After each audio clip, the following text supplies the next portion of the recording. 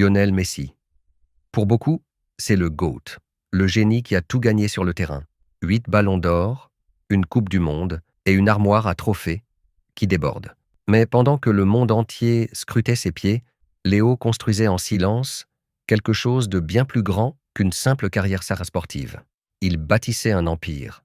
Saviez-vous qu'en 2026, la fortune totale générée par Messi dépasse largement le milliard de dollars? On ne parle pas seulement de son salaire de footballeur, mais d'une multinationale vivante qui porte son nom.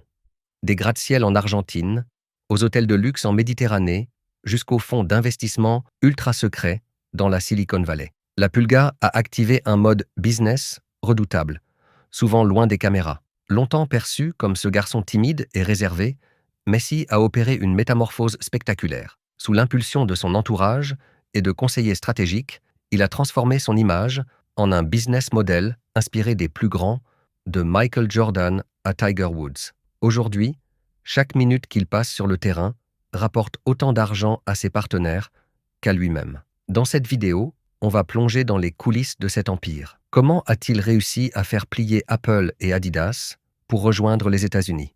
Quels sont les business cachés derrière sa chaîne d'hôtels Miem? Et surtout, comment prépare-t-il sa retraite pour devenir l'un des propriétaires de clubs les plus puissants au monde? Attachez vos ceintures, car aujourd'hui, sur Luxe Exclusif, on analyse le business de la légende. Lionel Messi.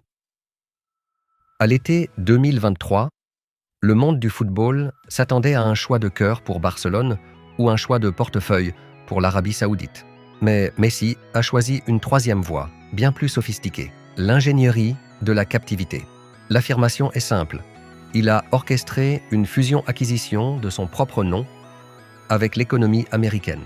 En refusant les pétrodollars immédiats, il a opté pour un modèle de revenue share qui transforme chaque fan en un dividende potentiel. La preuve chiffrée est sans appel. Le deal repose sur 3 piliers massifs. D'abord, une part directe sur les nouveaux abonnements au MLS Season Pass d'Apple TV, qui a vu ses chiffres exploser de 100% dès le premier mois.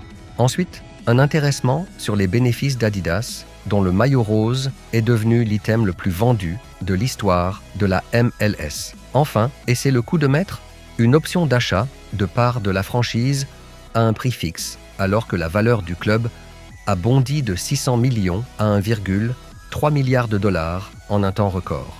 L'analyse de l'impact business nous révèle la vérité. Messi a inventé le concept de joueur plateforme. Il ne se contente pas de jouer.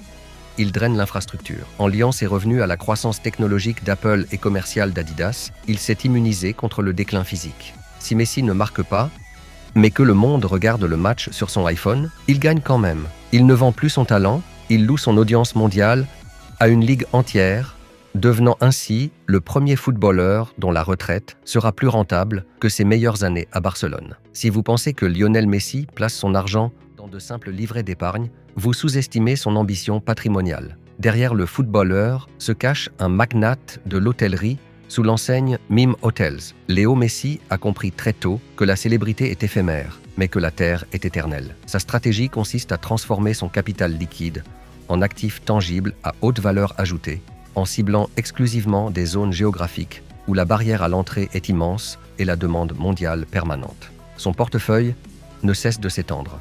De Sitges à Ibiza, en passant par Majorque et la station de ski Ultra Select de Baqueira Béré, Messi possède aujourd'hui 6 établissements de luxe. Pour piloter cet empire, il s'est allié au géant Melia Hotels International. Le deal est chirurgical. Messi achète les murs, des propriétés souvent estimées entre 30 et 50 millions d'euros l'unité, tandis que le groupe Melia apporte son expertise opérationnelle. C'est le modèle Asset Heavy, Expert Light. L'analyse de l'impact business. Ce choix révèle une intelligence financière supérieure, la diversification des cycles. Alors que le marché du sport est volatile, l'hôtellerie de luxe en zone prime offre une protection contre l'inflation et une plus-value latente colossale. En investissant dans l'expérience lifestyle, Messi ne vend plus un match, il vend un souvenir. Chaque nuitée réservée dans l'un de ses hôtels est un cash flow net qui tombe sans qu'il ait à toucher le ballon.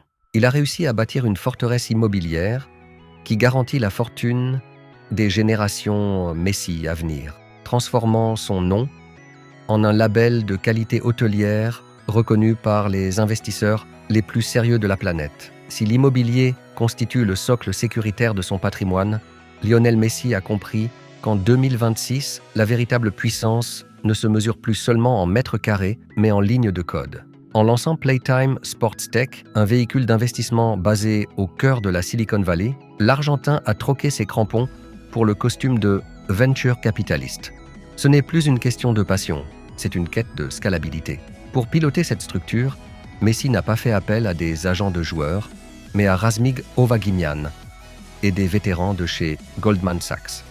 L'objectif en clair: injecter des capitaux dans des licornes technologiques capables de redéfinir la consommation du sport mondial. On parle ici de tickets d'entrée massifs dans des sociétés comme Sorare, le géant des NFT, valorisé à plus de 4 milliards de dollars, ou encore Matchday.com. Ces investissements ne sont pas des paris, ce sont des positions stratégiques sur l'échiquier du Web3 et du divertissement numérique. L'intelligence de ce mouvement réside dans le levier d'influence. En entrant au capital de ces startups, Messi n'apporte pas que de l'argent. Il apporte une base de données vivante de 500 millions de followers. Ce transfert de crédibilité réduit instantanément le coût d'acquisition client de ces entreprises, dopant leur valorisation et, par extension, la valeur des parts détenues par Messi. Avec Playtime, Léo ne se contente plus de subir l'évolution technologique du football. Il en devient l'un des propriétaires. Il a compris que dans l'économie moderne, posséder le logiciel est bien plus rentable que de posséder le stade. Il ne joue plus au jeu, il finance la plateforme qui l'héberge. Et pour comprendre l'ampleur de l'empire Messi, il faut quitter les salles de conseil d'administration et observer son art de vivre. Contrairement à beaucoup d'athlètes qui voient leurs dépenses de lifestyle comme des passifs, Messi a transformé son image en un moteur de rentabilité perpétuelle. D'un côté, nous avons un patrimoine immobilier, privé, qui défie l'imagination. Chaque acquisition est un placement dans des zones à forte rétention de valeur. Sa société, Rostower Socimi, gère une partie de ses actifs immobiliers avec une rigueur de fonds de pension. Mais ce luxe n'est âme que la vitrine d'une machine de guerre commerciale bien plus profonde, ses contrats de sponsoring à vie. Le joyau de cette couronne est sans aucun doute son partenariat avec Adidas. En signant un contrat à vie similaire à celui de Michael Jordan chez Nike, Messi s'est assuré une rente qui survivra à sa carrière. Mais l'analyse devient plus technique lorsqu'on observe ses collaborations avec des marques comme Louis Vuitton, Budweiser ou encore Hard Rock Café. Messi ne se contente pas de prêter son visage, il intègre des écosystèmes. Quand il lance le Messi Burger, il utilise un réseau de distribution mondiale sans en supporter les coûts fixes. L'impact business est magistral. Chaque post sur son compte Instagram, suivi par plus d'1 demi-milliard de personnes, est valorisé à plusieurs millions de dollars. Ce n'est plus du marketing, c'est de la frappe chirurgicale. En maîtrisant ses apparitions et en s'entourant de marques de luxe comme Jacob & Co ou Richard Mille, il maintient sa rareté et donc son prix. Messi a réussi l'exploit de transformer sa vie quotidienne en un catalogue de luxe mondial où chaque vêtement porté et chaque voiture conduite renforce une capitalisation boursière invisible. Il est devenu le produit ultime, celui qui n'a plus besoin de faire de publicité car sa simple existence est une transaction. Au-delà des dividendes passifs, Messi active désormais son rôle d'ambassadeur global et de futur propriétaire. Son implication avec l'Arabie Saoudite, bien que controversée, n'est qu'une pièce d'un puzzle diplomatique et financier visant à faire de lui le visage incontournable du sport mondial, de Miami à Riyad. Mais le véritable coup de maître se trouve dans la formation. En investissant dans des académies de football ultra-technologiques, il ne fait pas que de la philanthropie. Il construit son propre réseau de scouting. Demain, les futurs talents formés dans ces structures pourraient alimenter les franchises dont il sera, par la clause de son contrat MLS, le propriétaire légitime. Le business model de Messi est désormais circulaire. Il possède les hôtels où logent les investisseurs, les plateformes tech où les fans consomment le jeu, et bientôt, les clubs où évoluent les stars.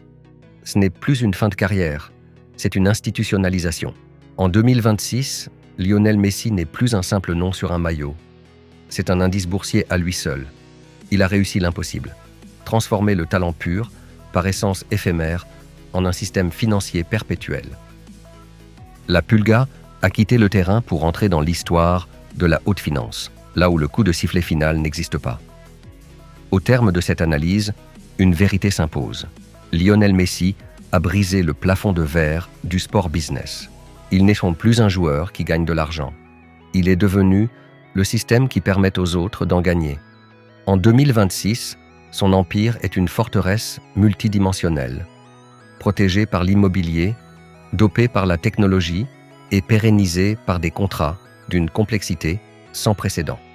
L'Argentin a prouvé que la discrétion n'était pas de la timidité, mais une stratégie de marque. Pendant que ses rivaux multipliaient les sorties médiatiques, lui multipliait les prises de participation. Il quitte le sport avec une leçon magistrale pour tous les athlètes de la nouvelle génération. Le véritable pouvoir ne se trouve pas dans le salaire que l'on vous verse, mais dans les actifs que vous possédez. C'est ici que s'achève notre plongée dans les coulisses de la Messi Corp. Mais une question reste en suspens.